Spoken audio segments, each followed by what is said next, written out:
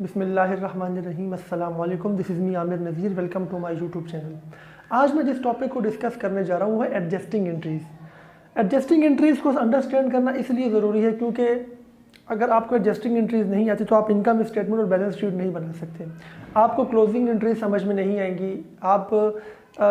आपकी जो अकाउंटिंग की जो आउटपुट होता है, आपके अकाउंटिंग का जो आउटकम होता है जो कि फाइनेंशियल स्टेटमेंट की फॉर्म में होता है, उसके लिए आपको एडजस्टिंग एंट्रीज़ का आना ज़रूरी है।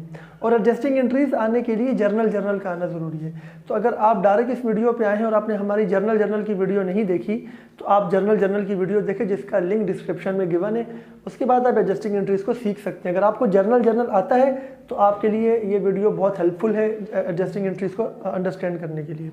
एडजस्टिंग एंट्री का टॉपिक आपका फर्स्ट ईयर में भी आता है और बीकॉम पार्ट 1 में भी आता है, लेकिन इसके अलावा सेकेंड ईयर और बीकॉम पार्ट 2 के बहुत सारे ऐसे टॉपिक हैं जहाँ पर एडजस्टिंग एंट्रीज आना ज़रूरी है। अगर आपको आएंगी तो ही आप वो टॉपिक कर सकते हैं। एडजस्टिंग एंट्रीज हम क्यों बनाते हैं दोस्तों? एडजस्टिंग एंट्रीज हम इसलिए बनाते हैं ताकि हम अपने अकाउंट्स की उसके एक्चुअल बैलेंस पे ला सकें। दो तरह के अकाउंट्स ऐसे होते हैं जिनको रिकग्नाइज करना बहुत ज़रूरी है। एक आपकी इनकम और एक आपके एक्सपेंस। क्योंकि जब आप इनकम स्टेटमेंट बनाते हैं तो आप अपने इनकम और एक्सपेंसेस को उसमें शो करते हैं और इनकम और एक्सपेंस की जो उनका एक्चुअल बैलेंस होता है या एक्चुअल अमाउंट होता है वो शो करते हैं। अब बाज़ औक़ात ये होता है कि बहुत सारे इनकम और एक्सपेंस के जो बैलेंस आपके ट्रायल बैलेंस में मौजूद होते हैं वो अपनी एक्चुअल पोजीशन शो नहीं कर रहे होते या एक्चुअल बैलेंस शो नहीं कर रहे होते। तो एक्चुअल बैलेंस पे लाने के लिए कुछ एंट्रीज़ रिकॉर्ड करनी पड़ती है जिन्हें एडजस्टिंग एंट्रीज़ कहते हैं।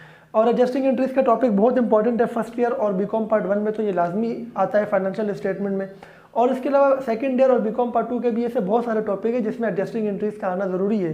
If you don't know how to record adjusting entries, how to make adjusting entries, so it is very difficult for you to solve the question whether you are in inter or bcom or bb or mba, because the accounting, especially the financial statement, is all about adjusting and closing entries. Statement तो बन जाती है लेकिन उसको record में लाने के लिए एंट्री करनी पड़ती है। वो ओवर एंट्री जो होती है वो जर्नल में होती है। एडजस्टिंग एंट्री के थ्रू एडजस्ट किया जाता है उसको, और उसके बाद क्लोजिंग एंट्री के थ्रू आप अपने इनकम स्टेटमेंट के जो आपके अकाउंट्स होते हैं वो क्लोज होते हैं। आज हम केस डिस्कस करेंगे एडजस्टिंग एंट्रीज़ के। एडजस्टिंग एंट्रीज़ के एक्सपेंसेस के 3 केसेस जो मैं डिस्कस करने जा रहा हूँ आज। एक अनरिकॉर्डेड एक्सपेंस, दूसरा अंडर रिकॉर्डेड एक्सपेंस और तीसरा है ओवर रिकॉर्डेड एक्सपेंस। 3 तरह के एक्सपेंडिचर की एडजस्टिंग एंट्रीज होती हैं, ठीक है। अनरिकॉर्डेड का मतलब है ऐसा एक्सपेंस जो आपने रिकॉर्ड ही नहीं किया, तो वो कैसे रिकॉर्ड करेंगे। नंबर 2 अंडर रिकॉर्डेड, मतलब जो आपने कम रिकॉर्ड किया हुआ है, एक्चुअल एक्सपेंस ज़्यादा है, रिकॉर्डेड एक्सपेंस आपका कम है। और जो तीसरा केस हमारा होगा वो होगा ओवर रिकॉर्डेड, यानी आपने ज़्यादा रिकॉर्ड किया हुआ है जबकि एक्चुअल में एक्सपेंस कम हुआ है। इसकी रीज़न में मैं आपको बताऊँगा, एग्जाम्पल के साथ मैं आपको समझाऊँगा। हमने एक छोटी सी एग्जाम्पल यहाँ पर बनाई है समझने के लिए।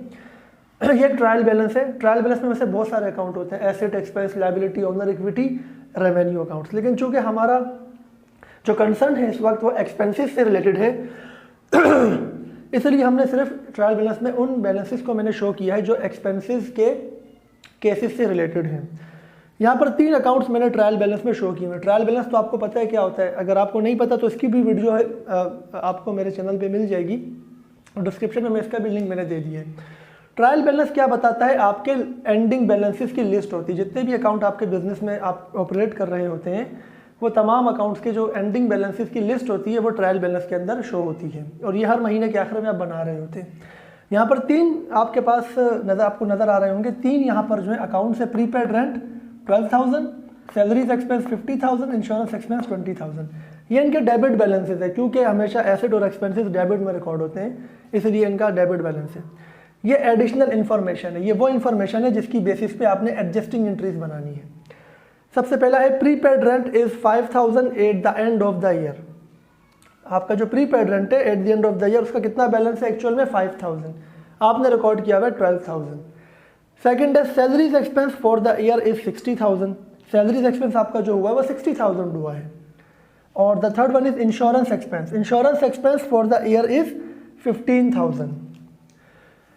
ये आपका अपना रिकॉर्ड है और ये आपकी इन्फॉर्मेशन है जो एडजस्टमेंट्स के लिए रिक्वायर्ड है। अब आपने इन तीनों की एडजस्टिंग एंट्री करनी है। तो अब जो हमारा पहला केस जो हम करने जा रहे हैं, जो पहली एंट्री वो बेसिकली क्या है, वो अनरिकॉर्डेड एक्सपेंस की है।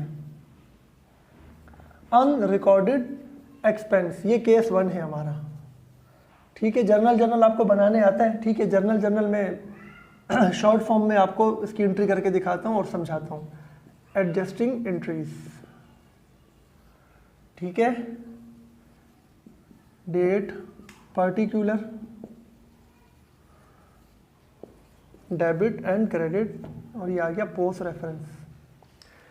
तो सबसे जो पहला केस है हमारा ये है अनरिकॉर्डेड एक्सपेंस। अनरिकॉर्डेड में से क्यों कह रहा हूँ, हमने रिकॉर्ड में लिखा हुआ है प्रीपेड रेंट 12,000, इसका मतलब है रेंट एक्सपेंस रिकॉर्डेड नहीं है जबकि एसेट रिकॉर्डेड है। यानी रेंट एक्सपेंस अगर रिकॉर्ड में होगा तो अनरिकॉर्डेड एक्सपेंस नहीं कहलाएगा। अनरिकॉर्डेड एक्सपेंस वो है जो हमने रिकॉर्ड नहीं किया हुआ। हमने जो रिकॉर्ड किया हुआ है रेंट का वो एसेट रिकॉर्ड किया हुआ है, प्रीपेड रेंट। एडिशनल डेटा में लिखा हुआ है prepaid rent is 5,000 at the end of the year, यानी हमारे रिकॉर्ड के मुताबिक प्रीपेड रेंट 12,000 है जबकि एक्चुअल में एंडिंग में कितना रह गया 5,000। अब आप मुझे बताएं कि 12,000 से वो हो गया 5,000, तो इसका मतलब है कि 7,000 रुपये का प्रीपेड रेंट एक्सपायर हो चुका है। ठीक है, ख़त्म हो चुका है, यूज़ हो चुका है।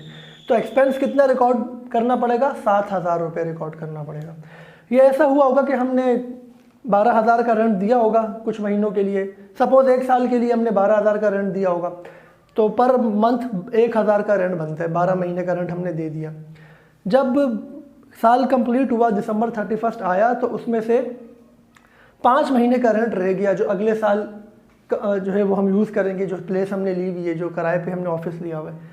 तो 12,000 में से अब बैलेंस 5,000 रह गया, तो इसका मतलब है 7,000 यानी 7 महीने का रेंट जो है वो हमने क्या कर दिया होगा, यूज़ कर दिया होगा, 7 महीने गुजर चुके होंगे।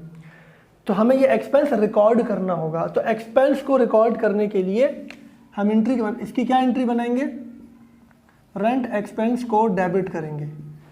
इसको डेबिट करने की वजह है कि एक्सपेंस हमारा रिकॉर्ड हो रहा है, बढ़ रहा है। कोई भी एक्सपेंस जब रिकॉर्ड होता है या बढ़ता है तो डेबिट होता है। ठीक है, तो ये हमने 7,000 से डेबिट कर दिया। और प्रीपेड रेंट हमारा चूँकि कम हो गया है, तो ये एसेट हमारा, जब एसेट कम होता है तो क्रेडिट होता है, तो प्रीपेड रेंट हो गया हमारा 7,000 से क्रेडिट। अब 7,000 से मैंने एंट्री क्यों बनाई, मैंने 5,000 से क्यों नहीं बनाई, इसकी वजह यह है कि एक्सपेंस कितना हुआ है, बेसिकली एक्सपेंस हुआ है 7,000, 5,000 रुपये तो रह गए ना, बैलेंस है। बैलेंस की कभी एंट्री नहीं होती है। हमेशा याद रखिएगा, किसी भी अकाउंट में कितना इजाफा या कितना कमी आई है, एंट्री इस चीज़ की होती है। ठीक है ना, जर्नल में कितना एक्सपेंस इंक्रीज़ हुआ या कितना डिक्रीज़ हुआ या कितना एसेट इंक्रीज़ या डिक्रीज़ हुआ, किसी भी अकाउंट का इंक्रीज़ या डिक्रीज़ रिकॉर्ड होता है। दूसरी बात, कुछ लोगों को कन्फ्यूजन होती है, बात समझ में नहीं आती, तो हमेशा मेरी एक रूल मेरा याद रखिएगा, अगर आपका रिकॉर्डेड अकाउंट और एडिशनल डेटा वाला अकाउंट सेम हुआ तो डिफरेंस अमाउंट से हमेशा एंट्री रिकॉर्ड होगी। ये मैं वैसे ही याद रखने के लिए बता रहा हूँ, वरना ये मैंने समझा तो दिया। अगर याद रखने के लिए आपको याद रखना चाह रहे हैं, ऊपर भी प्रीपेड रेंट है, नीचे भी प्रीपेड रेंट है, जब सेम अकाउंट होंगे तो डिफरेंस अमाउंट से एंट्री होगी। और अगर अलग अलग अकाउंट हुए, फॉर एग्जांपल यहाँ प्रीपेड रेंट होता और यहाँ पर रेंट एक्सपेंस होता, तो फिर एडिशनल डेटा वाली यानी इंफॉर्मेशन वाले अमाउंट से एंट्री होती। यानी अगर यहाँ लिखा होता कि रेंट एक्सपेंस इज़ 5,000, तो इसका मतलब ये होता कि 5,000 का एक्सपेंस हुआ है, तो मुझे वही 5,000 ही रिकॉर्ड करना होता क्योंकि ऊपर प्रीपेड रेंट है, नीचे रेंट एक्सपेंस है, तो नीचे वाली अमाउंट से एंट्री होगी। ठीक है, और अगर ऊपर प्रीपेड रेंट है, नीचे भी प्रीपेड रेंट है, सेम अकाउंट है, तो डिफरेंस अमाउंट से एंट्री होगी। तो ये बात मेरी आप याद रखिएगा। तो नरेशन क्या होगी, टू एडजस्ट प्रीपेड रेंट।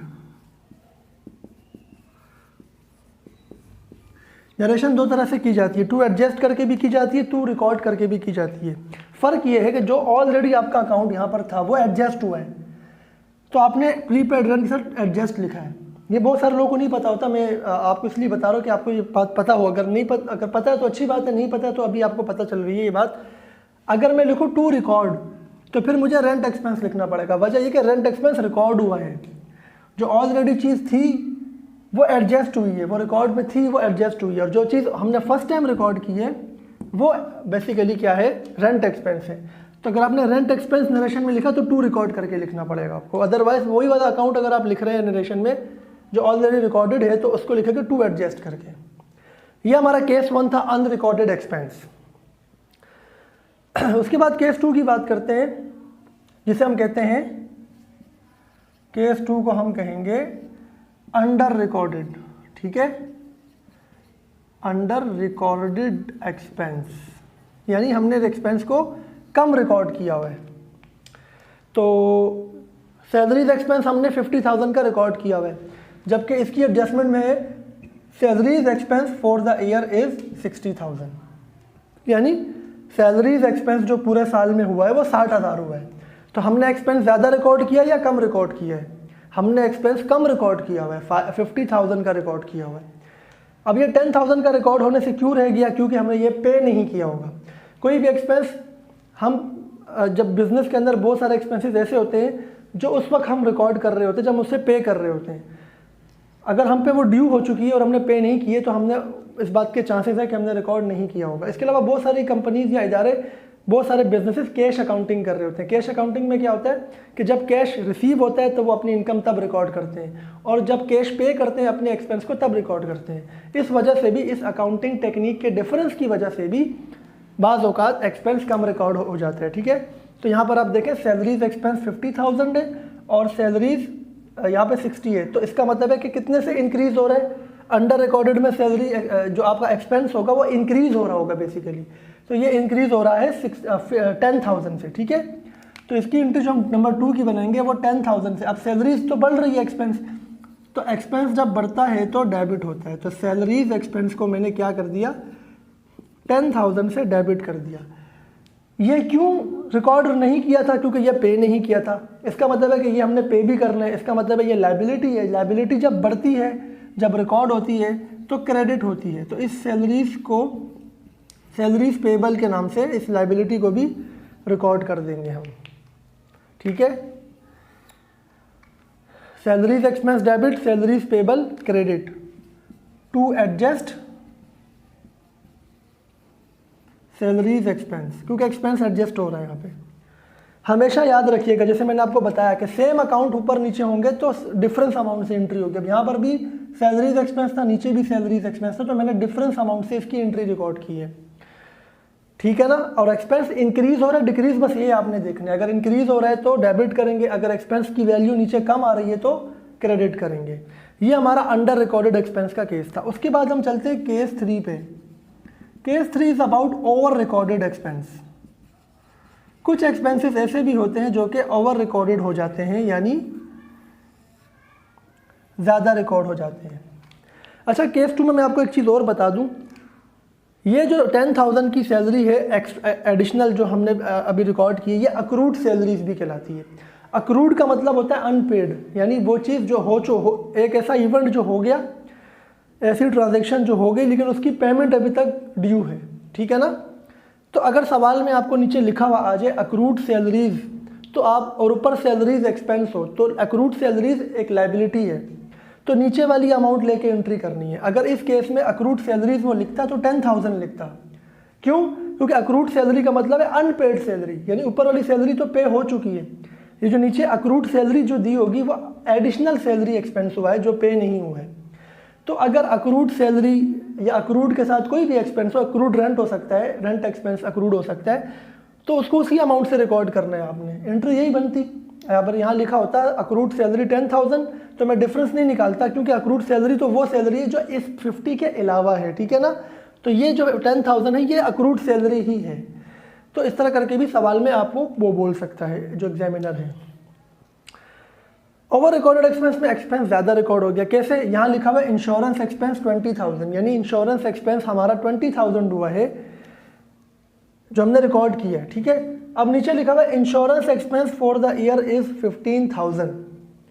अब इसका मतलब ये हुआ कि हमने तो रिकॉर्ड 20 किया हुआ है, बट हुआ कितना एक्चुअल में 15,000 का हुआ है। इसका मतलब ये हुआ कि हम क्या करेंगे, एक्सपेंस को अब कम करेंगे, यानी 5,000 का एक्सपेंस ज़्यादा रिकॉर्ड हो गया, तो 5,000 का एक्सपेंस कम करना पड़ेगा। जब भी एक्सपेंस कम होता है इसका मतलब ये उसके अगेंस्ट कोई एसेट रेज होता है, ठीक है, याद रखिएगा। एडजस्टिंग एंट्री में जब भी एक्सपेंस को कम करेंगे तो उसके अगेंस्ट एसेट रिकॉर्ड होगा, यानी यहाँ पर इंश्योरेंस एक्सपेंस 5,000 से कम करेंगे तो 5,000 से प्रीपेड इंश्योरेंस डेबिट होगा, यानी इंक्रीज होगा। इसकी वजह ये है, हम ज़्यादा एक्सपेंस कब रिकॉर्ड करते हैं, जब हमने पेमेंट की 20,000 की, हमने एडवांस में पेमेंट की होगी, तो हमने उसको एक्सपेंस में डाल दिया। हमने कहा यार हमने तो पैसे दे दिए, हमारा एक्सपेंस है। लेकिन जो अकाउंटिंग हम करते हैं, जो जो जो गैप अकाउंटिंग है, गैप प्रिंसिपल है या IFRS है जो यूज़ होती है पूरी दुनिया की, जो स्टैंडर्ड अकाउंटिंग है जो कि कंपनीज यूज़ करती हैं, तो वो ये कहती है कि आपकी अकाउंटिंग अक्रूवल अकाउंटिंग होनी चाहिए। आपकी एडजस्टिंग एंट्रीज, आपकी फाइनेंशियल स्टेटमेंट अक्रूवल बेसिस पे बननी चाहिए। अक्रूवल बेसिस ये है कि कैश का देना एक्सपेंस नहीं है, ठीक है। अगर आपने एक्सपेंडिचर हो चुका है, यानी आपने वो एक्टिविटी, वो सर्विस अवेल कर ली है जिसके अगेंस्ट पेमेंट कर रहे हैं, तब तो वो पेमेंट एक्सपेंडिचर में आपके आ गई, ठीक है। आपने अभी तक वो अवेल नहीं की है, वो सर्विस जिसके पैसे दे रहे, तो वो आपका एसेट है, वो आपका प्रीपेड है, ठीक है। इसी तरीके से अगर आप कोई पैसे लेते हैं और आपने एक्टिविटी परफॉर्म कर दी है, पैसे ले रहे हैं, तो ये तो आपकी इनकम हो गई। लेकिन अगर आपने एक्टिविटी परफॉर्म नहीं की है और आप एडवांस में पैसे ले रहे हैं, तो वो आपकी इनकम नहीं है, वो आपकी एक लायबिलिटी है। तो इस डिफरेंस की वजह से, यानी जो स्टैंडर्ड अकाउंटिंग हमसे कह रहा है और जो हमारी अपनी प्रैक्टिस है, इस डिफरेंस की वजह से ये एडजस्टमेंट्स करनी पड़ जाती है हमें at the end of the year. तो हमने इंश्योरेंस के पैसे दिए होंगे इंश्योरेंस कंपनी को, हम गुड्स की डिलीवरी करते होंगे या इंपोर्ट एक्सपोर्ट करते होंगे या हम यहाँ से माल भिजवाते होंगे या मंगवाते होंगे, तो हमने इंश्योरेंस किया होगा माल का। हमने 20,000 दे दिया, हमें लगा कि यार ये हमारा एक्सपेंस हो गया, हमने तो पैसे दे दिए ना। लेकिन साल के आखिर तक वो एक्सपेंस मुकम्मल तौर पे वो एक्टिविटी इंश्योरेंस की नहीं परफॉर्म हुई जिसको परफॉर्म करनी थी ना इंश्योरेंस कंपनी को। कुछ हो सकता है माल डिलीवर अभी करना है जिसके इंश्योरेंस के पैसे दिए हैं मैंने, जो डिलीवर अभी तक नहीं हुआ है माल आगे कस्टमर को। तो ऐसी सिचुएशन में रियल एक्सपेंडिचर हमारा जो हम कैलकुलेट कर रहे हैं वो 15,000 हुआ है। इसका मतलब है कुछ अमाउंट 5,000 का ऐसा है जो अभी एक्सपेंस नहीं बना, जिसको बनना है इन फ्यूचर। तो जो एक्सपेंस अभी हुआ तो नहीं है, पैसे आपने दे दिए, जिसको इन फ्यूचर एक्सपेंस बनना है तो वो आपका एसेट होगा, ठीक है। तो एसेट यहाँ पर रिकॉग्नाइज हो रहा है, यहाँ एसेट का एक हमें पता चल रहा है। तो जब एसेट का पता चल रहा है तो वो एसेट डेबिट होगा। फर्स्ट टाइम कोई एसेट रिकॉर्ड करते हैं डेबिट में करते हैं। तो मैंने क्या कहा, प्रीपेड इंश्योरेंस, कुछ लोग इसको अनएक्सपायर्ड भी कहते हैं, एक ही बात है। प्रीपेड इंश्योरेंस या अनएक्सपायर्ड इंश्योरेंस को 5,000 से डेबिट करेंगे और इंश्योरेंस एक्सपेंस को कम करेंगे क्रेडिट करके। तो इंश्योरेंस एक्सपेंस 5,000 से हो जाएगा क्रेडिट, ठीक है। तो to adjust insurance expense, to record prepaid insurance भी लिख सकते हो आप। तो ये हमारी थर्ड एंट्री थी। इसमें भी आप देखें ऊपर भी इंश्योरेंस एक्सपेंस था, नीचे भी इंश्योरेंस एक्सपेंस, मैंने डिफरेंस अमाउंट से एंट्री रिकॉर्ड की है। अगर ऊपर इंश्योरेंस एक्सपेंस होता और नीचे प्रीपेड इंश्योरेंस होता तो नीचे वाली अमाउंट से मैं एंट्री करता, प्रीपेड इंश्योरेंस को डेबिट करता, इंश्योरेंस एक्सपेंस को क्रेडिट करता। तो ये तीन हमारे मोस्ट कॉमनली जो आते हैं पेपर में वो केसेस थे। अनरिकॉर्डेड एक्सपेंस कोई सा भी होगा ऐसे ही रिकॉर्ड होगा, अंडर रिकॉर्डेड और ओवर रिकॉर्डेड भी ऐसे ही रिकॉर्ड होगा। नेक्स्ट वीडियो में हम इंशाल्लाह इनकम के 3 केसेस करेंगे, अनरिकॉर्डेड इनकम, सही है, अंडर रिकॉर्डेड इनकम और ओवर रिकॉर्डेड इनकम। तो अभी तक अगर आपने हमारे चैनल को सब्सक्राइब नहीं किया, सब्सक्राइब करें। अगर वीडियो पसंद आई तो लाइक करें, दूसरे स्टूडेंट्स के साथ शेयर करें और हमारे पेज को भी लाइक करें फेसबुक पे, जिसका लिंक डिस्क्रिप्शन में मौजूद है। नेक्स्ट वीडियो में मिलते हैं, तब तक के लिए अपना ख्याल रखिएगा। अल्लाह हाफिज़।